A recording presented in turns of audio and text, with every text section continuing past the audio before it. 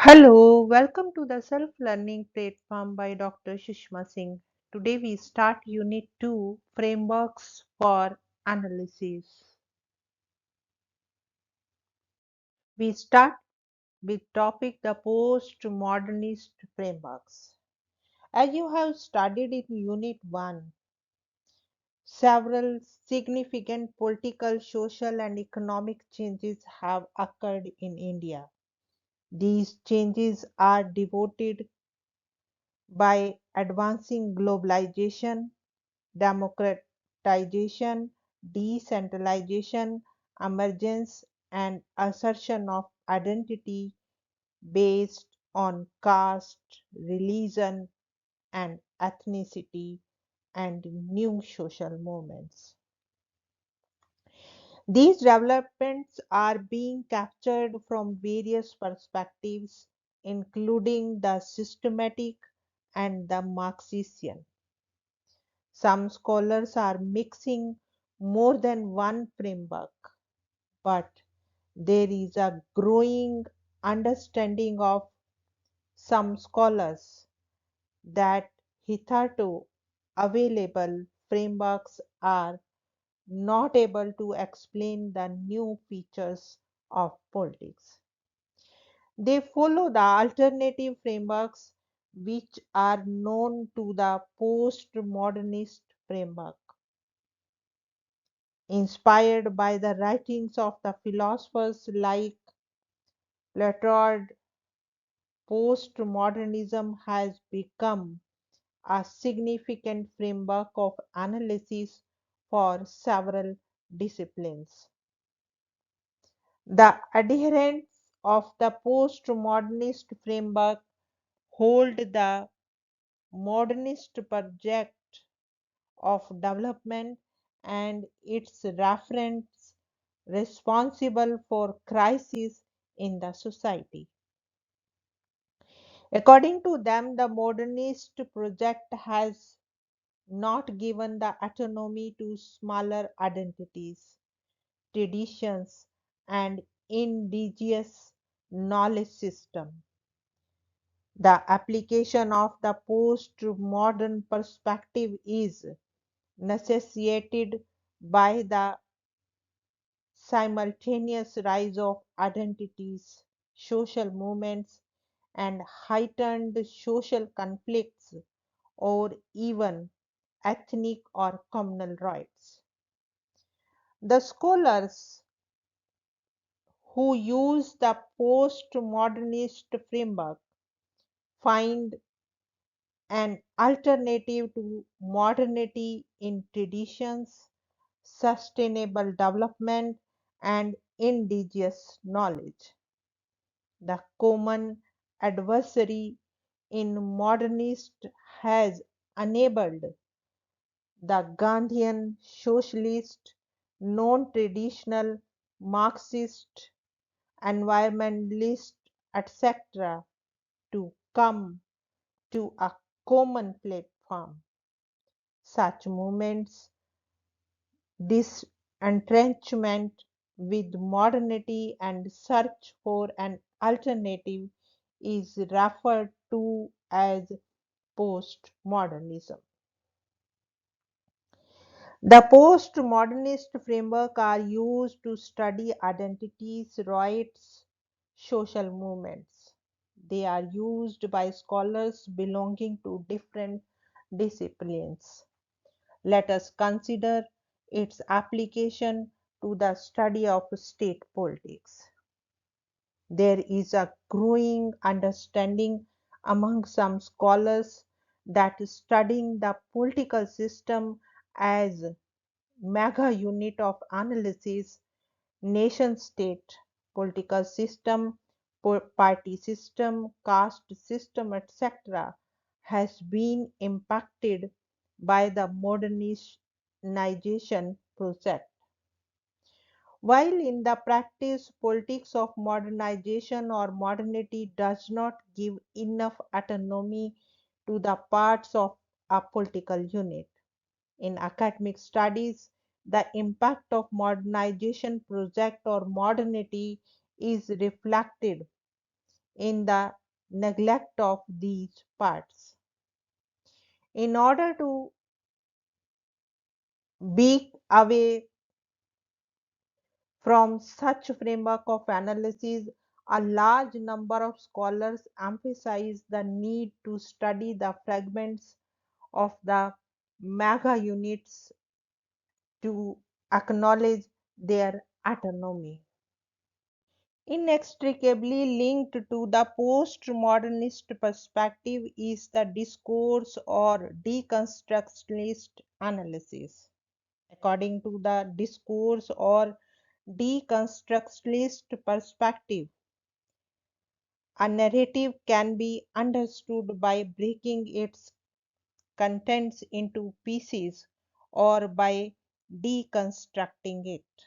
The best way to understand it is the contextualizing the narrative in terms of knowledge power and discourse formation, areas which have been theorized extensively, among others, by Michel Foucault. For example, in case of conflict between more than one party, it is difficult to know as to what is the truth. Every protagonist in the conflict justifies its version, and logically, it is difficult to know which version is true. In such a situation, the conflict parties and processes related to it are placed in specific context. It is possible to understand it.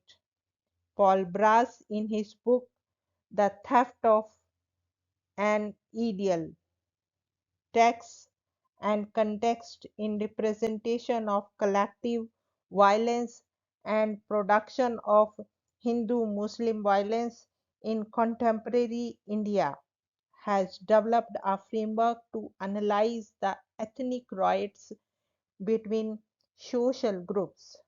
He argues that it's difficult to understand the reality in the riots. It can only be possible by placing the riots, institutions, persons, and processes in proper context. Next step is Federation Building Framework. This framework is developed against the modernization development perspective to study the problem related to the self-determination movement, autonomy movements, insurgencies, successionist movement, and conflict arisen because of them in the state located in the periphery of the country, especially northeast India. It can also be applied to Jammu and Kashmir, Punjab, or any other state where self-determination movements take place. The most articulate expression of this perspective is found in Sanjeev Barua, India Against Itself. Advocates of this perspective argue that the modernization or development framework to study the problems of federalism, self-determination movements is biased towards the formation of nation state. It ignores the point of view of segments which form the nation states. The union nation state, according to them, is actually a construction. Such perspectives sidetracks the problems of the states by looking at the issues in terms of dichotomy between tradition and modern, incognizance between the aspiring new social forces and the ability of the system to satisfy their demands. The policy makers and the scholars representing the dominant opinion in the country do not take into the consideration the perspective of the constituent states. They adopt step no by and arrogant attitude towards the smaller states. Sanjeev Barua suggests that nation state perspective should be discarded and genuine federation building perspective should be followed so that the subnationalism and pan-Indianism have stronger relations. The next point is social capital framework. With the publication of the Putnam's Making Democracy Work, Civic Traditions in Modern Italy, social capital has become quite popular concept to study the significance of association in public life. Social capital is considered to be indicative of existence of civil society and democracy, drawing on Tranquillian notion of associations. The Putnam popularized the concept of civil society, attributes of which are trust, shared values and norms, and networking among the member associations. The rise of new social movements, civil societies, and realization to study substantive democracy has added to the significance of this perspective. In an attempt to study social capital in fragmented societies, the scholars have given significance to it. Ashutosh Varne, in his book Ethnic Conflict and Civic Life, Hindus and Muslims in India, has used social capital framework to study ethnic riots in 6 cities of India. He argues that ethnic riots occur in the cities where the people do not have good associational relations among themselves, and they do not occur where people have associational relations. He seeks substantiate his argument with the empirical study of pairs of 6 cities, 3 of which have witnessed riots and 3 of which have not. In a similar vein, a large number studies which have and social capital framework to study politics in some states have been published in interrogating social capital edited by Dwaipayan Bhattacharya, Niraja Jayal, Sudha Pai, and Vishnu M. Mahapatra. The scholars of these studies attempted to study of possibility of existence of social capital and its relationship to democracy in states of India as a case of segmented society. Next is frameworks to study elections. Elections have been considered as the most expressive medium of existence of democracy, indicative of only minimalistic notion of democracy. Elections, however, according to critics, do not always prove the existence of true democracy, unlike the substantive democracy. Nevertheless, elections are among the most significant features of democracy in India at various levels of their operation. nation, state, or local. Their significance has got further enhanced with the increased frequency of election in India since the last decades of the 20th century. Elections have attracted the attention of scholars, journalists, and futurologists to study electoral politics, especially at the national and state level. The general interest in elections, which mainly started in the 1960s, has got further boost since the 1990s. A host of people survey agencies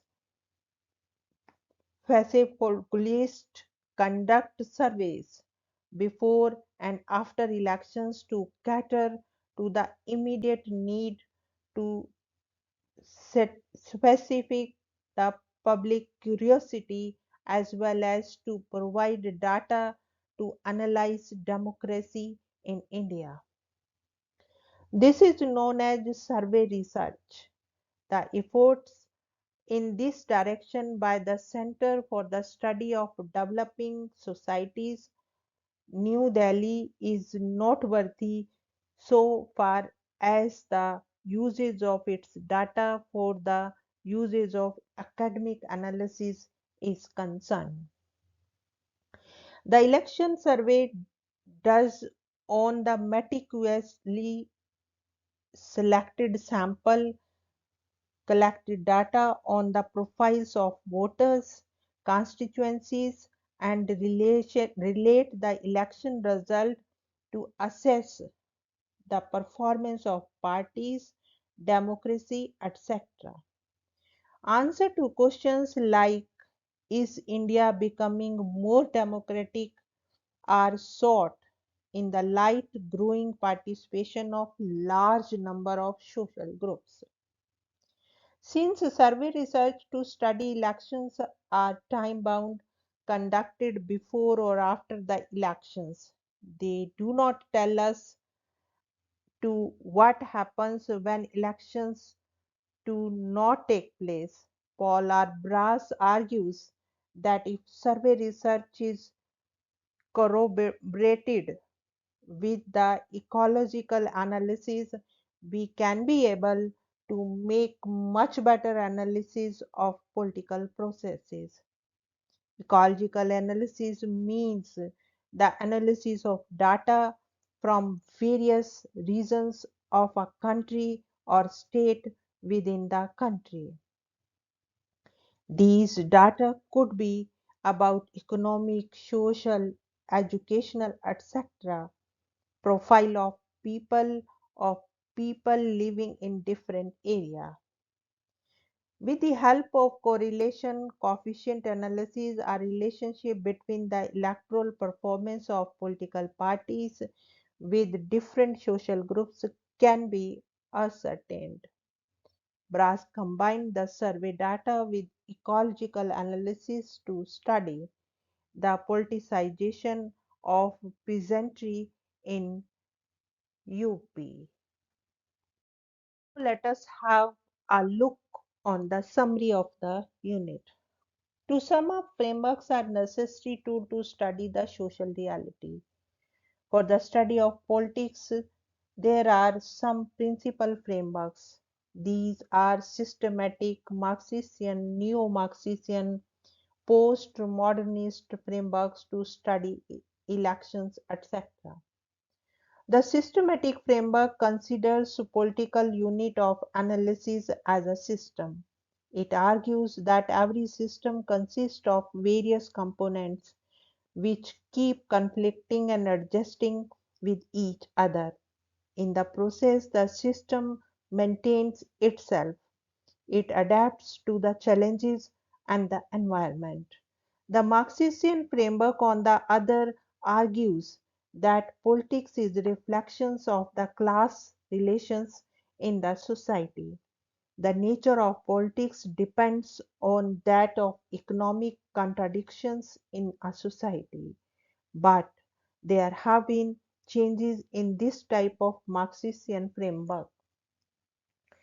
The advocates of these changes agree that economy is important in impacting politics, but non-economic factors are also very important. The latter also have their relative autonomy. The Marxian framework with these changes is known as neo-Marxian framework. It must be noted that these frameworks are not specific to the unit of political analysis, local, state, or national levels. These could be applied to any unit, local, state, or national politics. For the purpose of studying state politics, these could be called as the frameworks for the study of state politics. Their significance further increases for state politics as several aspects of politics are more visible in states. In fact, there are not uniform patterns of state politics.